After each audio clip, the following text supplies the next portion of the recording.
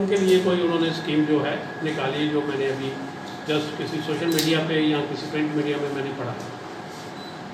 तो एक चीज़ हम बड़े खुलेआम तरीके से ये कहना चाहते हैं एलजी साहब को और उनकी एडमिनिस्ट्रेशन को कि कोविड की वजह से जिनका ब्रेड बटर गया है, ये आप उनके बारे में सोचते बहुत बढ़िया बात है, ये काबिल तारीफ़ है। लेकिन जिन लोगों की रोटी रोजी गवर्नमेंट की वजह से गई, गवर्नमेंट की गलत नीतियों की वजह से गई, उनके बारे में आपने क्या सोचा? क्योंकि पिछले दिनों हमने इनको कहा था कि हमारे जो लाइसेंस सिस्टम है इसको रिस्टोर कीजिए, क्योंकि हमारे पास समय नहीं था अपना बिजनेस को वाइंड अप करने में, और उसकी वजह से हमारे फाइनेंशियल और लॉसेस जो हैं वो बहुत सारे हो रहे हैं।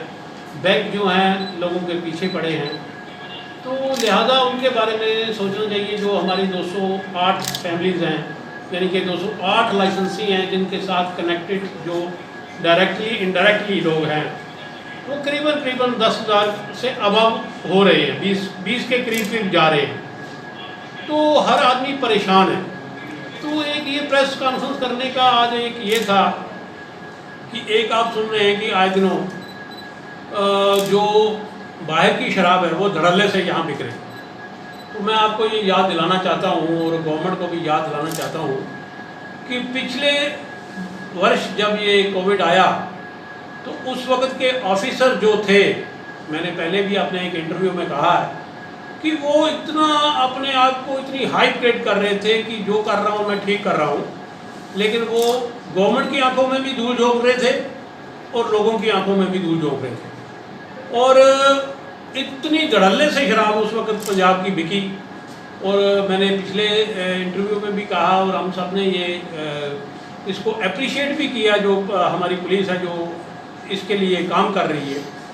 तो मैं पिछले दिनों बाहर गया हुआ था, तो रास्ते में मैंने देखे कि कई 100 नाके जो हैं वो लगे हुए हैं। लोग एक एक जगह पे गाड़ी खड़ी करके चेक हो रही है, क्योंकि वो चेक करना चाहते हैं कि कहीं बाहर की शराब ना आए। लेकिन उसके बावजूद पकड़ी बहुत सी गई, और उस जितनी पकड़ी गई उससे कई गुना ज़्यादा जो है वो हमारी यूटी में दाखिल हुई और आज भी हो रही है। और ये हमें कहने में कोई हिच नहीं है कि ये जो पॉलिसी आई है ये आने वाले दिनों में और बहुत सारी चीज़ें होने वाली हैं। और इस कदर आप देख रहे हैं कि गुंडागर्दी जो है कितनी फैल रही है। कल भी एक मैंने किसी मीडिया पे, सोशल मीडिया पे रात को सुना कि किसी ने वाइन शॉप खोलने की कोशिश की है और किसी ने ऑब्जेक्ट किया है, और जो सरकार है उन्होंने उनको एनओसी दिया है। लेकिन किस बिना पे एनओसी दिया है? जब हमारे से एनओसी लिए जाते थे, हमें दिए जाते थे, तो काफ़ी सारे पैरामीटर को क्रॉस करते हुए दिए जाते थे, क्योंकि लोकल लोगों के सेंटीमेंट भी हैं, वो वहाँ पे देखने हैं जहाँ पे उनकी वहाँ के एरिया में दुकान खुलने जा रही है। तो लिहाजा मैं ज़्यादा कुछ ना कहूँ।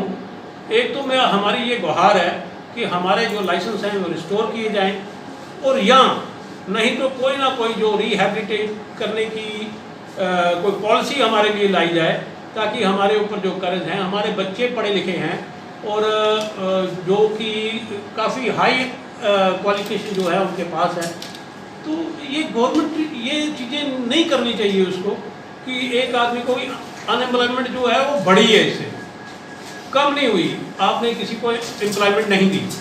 तो लिहाजा ये हमारी रिक्वेस्ट है।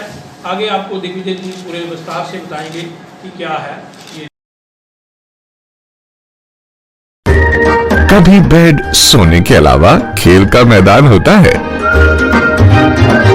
खाने की मेज पर खाने के अलावा अपनों का साथ होता है। इसीलिए तो हम कहते हैं कि एक मकान घर तब बनता है जब वो KS फर्नीचर से सजता है।